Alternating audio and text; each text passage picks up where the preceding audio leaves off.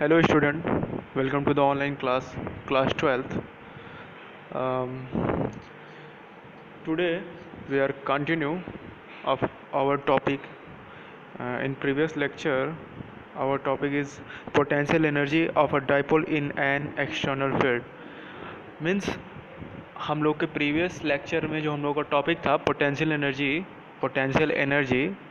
Of a dipole in an external field means an external electric field. Okay, तो आज हम लोग continue करते हैं उसके आगे से, उसके कुछ स्पेशल केसेस हैं।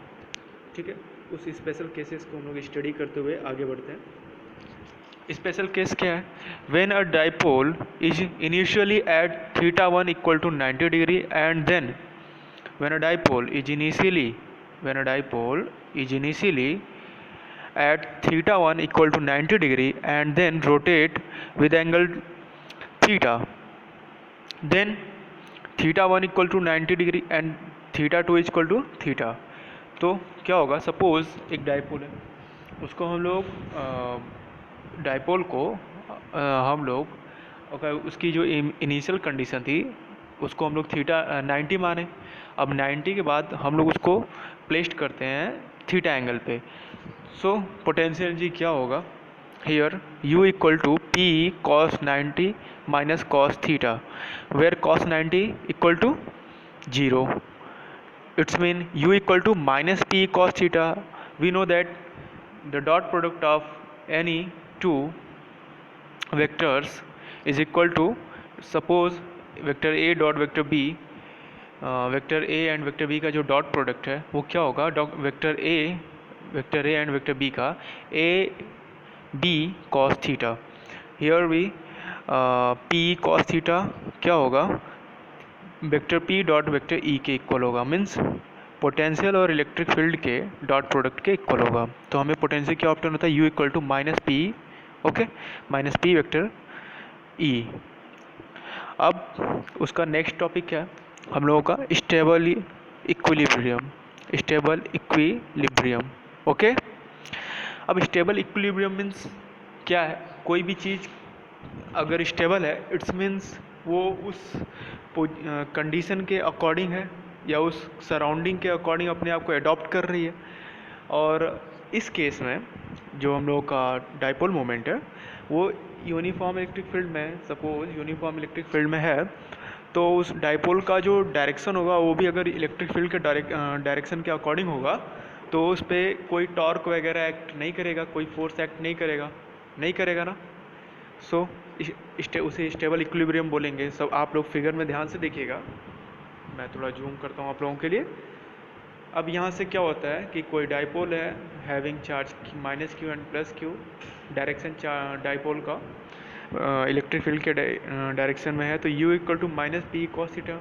वी नो दैट कि we u equal to minus P cos theta previous condition के according, and theta equal to 0। Suppose जब वो थोड़ा भी डिस्प्लेस नहीं हुआ है तो थीटा की वैल्यू क्या होगी? 0 होगी। तो हम पुट करेंगे तो क्या होगा? हमें ऑप्टेन होगा u equal to minus p. It's means potential is minimum at stable equilibrium potential energy of a dipole is minimum. So आप लोग राइट करेगा stable equilibrium is inversely proportional to the potential. If theta equal to 90, अगर हम लोग theta को 90 कर then torque is maximum. So torque का formula आप लोगों को पता है, torque equal to p sine theta, और साइन थीटा की वैल्यू 90 होगी तो पी टॉर्क मैक्सिमम हो जाएगा, टॉर्क इक्वल टू पी आ जाएगा। बट पोटेंशियल एनर्जी के फॉर्म में क्या होगा? u equal to minus P cos theta, cos 90 की वैल्यू 0 होती है। It's means u equal to 0, that is potential energy 0। Unstable equilibrium क्या है? अनस्टेबल इक्विलिब्रियम जो डाइपोल है वो इलेक्ट्रिक फील्ड के अपोजिट डायरेक्शन में, डाइपोल का जो डायरेक्शन है उसका जो डायरेक्शन है वो इलेक्ट्रिक फील्ड के अपोजिट होगा ना। तो तभी तो अनस्टेबल इक्विलिब्रियम कंडीशन में कहलाएगा। सो डाइपोल का जो प्लस चार्ज है, डाइपोल का जो डायरेक्शन है वो इलेक्ट्रिक फील्ड के अपोजिट है। It's mean u equal to minus P cos theta, and theta equal to 180। Suppose stability जब इधर आप लोग देखिएगा स्टेबल इक्विलिब्रियम में हम लोगों ने जो डाइपोल था वो थीटा एंगल जीरो एंगल पे था इलेक्ट्रिक फील्ड में। अब हम लोगों ने उसको रिवर्स कर दिया, मीन्स उसको उठा के अपोजिट कर दिया, उसके डायरेक्शन को चेंज किया, तो वो अपने एक्स से 180 का एंगल बनाता है। जब वो अपने एक्स से 180 का एंगल बनाएगा अनस्टेबल इक्विलिब्रियम कंडीशन में, तो कॉस थीटा की वैल्यू 180 हो जाएगी। तो u equal to minus P cos theta, theta equal to 180, means cos theta की वैल्यू कॉस 180 की वैल्यू -1 होती है। It's mean u equal to P, that is p is maximum. इस कंडीशन में पोटेंशियल एनर्जी मैक्सिमम होगी। Okay, अब हम लोग स्टार्ट करते हैं कंडक्टर के बिहेवियर के बारे में। Behaviour of conductor in electric field. तो फर्स्ट क्या होगा, net electric field is zero inside the conductor. Net electric field is zero inside the conductor. When a conductor is placed in an electric field, then its free electrons beings to move in the opposite direction of electric field। आप लोग यहाँ पे ये electric field है, दिखाता हूँ आप लोगों को। ये इलेक्ट्रिक फील्ड का डायरेक्शन है एंड कंडक्टर जो है इलेक्ट्रिक फील्ड के बीच में रखा हुआ है, प्लेस्ड किया गया है। सो क्या होगा, a surface of a conductor becomes negatively charge. जो सरफेस है कंडक्टर का वो क्या हो जाएगा, नेगेटिवली चार्ज हो जाएगा। एक सरफेस उसका नेगेटिवली चार्ज हो जाएगा, सेकेंड सरफेस पॉजिटिवली चार्ज हो जाएगा। This induce electric field is opposite to the direction of external electric field.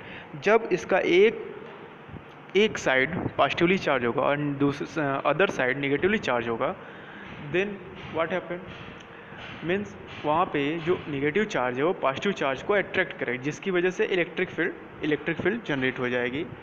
और कंडक्टर है तो कंडक्टर है, इट्स मीन्स उसकी कंडक्टिविटी होगी। कंडक्टिविटी उसकी फ्री इलेक्ट्रॉन्स की वजह से होगी, फ्री चार्ज की वजह से। चार्ज प्लस और माइनस दोनों होंगे और उन्हीं चार्ज की वजह से करंट फ्लो होगा, तभी तो वो कंडक्टर है। और इसके थ्रू उसकी इलेक्ट्रिक फील्ड जनरेट हो जाएगी, जिसकी डायरेक्शन होगी प्लस से माइनस की तरफ। और अब इलेक्ट्रिक फील्ड की डायरेक्शन है, इलेक्ट्रिक फील्ड की जो डायरेक्शन है वो इस साइड है, इधर। ये इलेक्ट्रिक फील्ड की डायरेक्शन है, ठीक है। एंड जो कंडक्टर में इंड्यूस्ड इलेक्ट्रिक फील्ड होगा वो उसकी डायरेक्शन इधर हो जाएगी, EI। ओके ना, तो दोनों का डायरेक्शन अपोजिट है, तो नेट इलेक्ट्रिक फील्ड जीरो हो जाएगा, जो कि मैंने लिखा हुआ है, आप लोग ध्यान से देख लीजिएगा। ओके,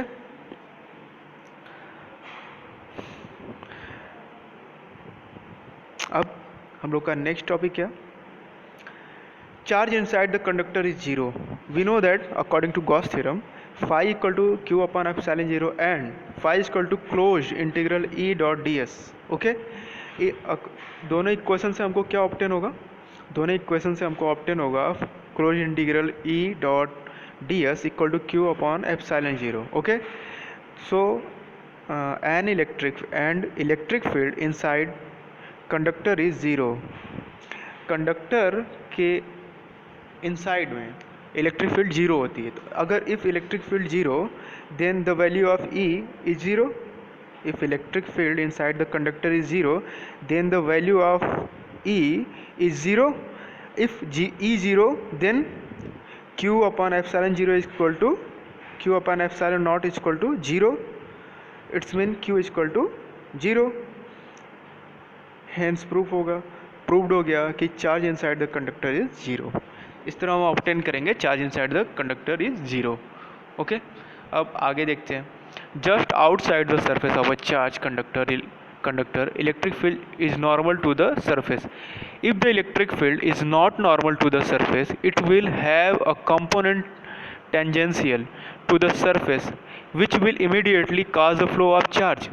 ध्यान से देखिएगा आप लोग, if the electric field is not normal to the surface, अगर इलेक्ट्रिक फील्ड सरफेस के नॉर्मल नहीं होगी, it will have a component tangential to the surface, तो इसके पास एक कंपोनेंट होगा tangential to the surface, will immediately cause the flow of charges.